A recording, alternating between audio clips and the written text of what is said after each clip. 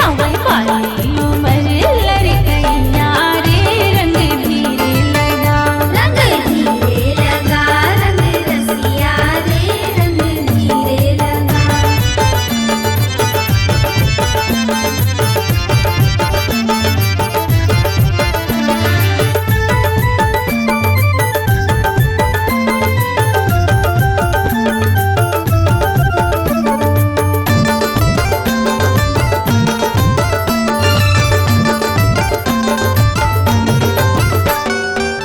भर भर के तरह पिचका मोला मारे, लाज शरम लाया अपन काबर बेच डारे।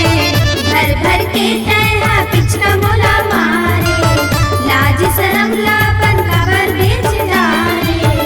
ठाणे देखत थे, ठाणे देखत हवन सब सखिया रे रंग धीरे लगा, रंग धीरे लगा, रंग रसिया रे रंग धीरे लगा।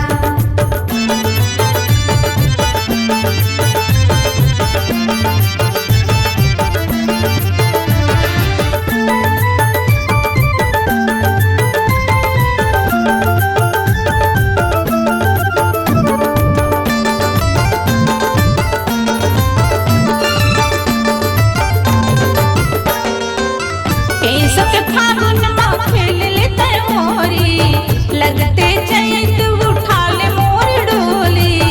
ऐसो के फागुन माँ खेले ते होली, लगते चैत उठा ले मोर डोली। तही हावस मोर,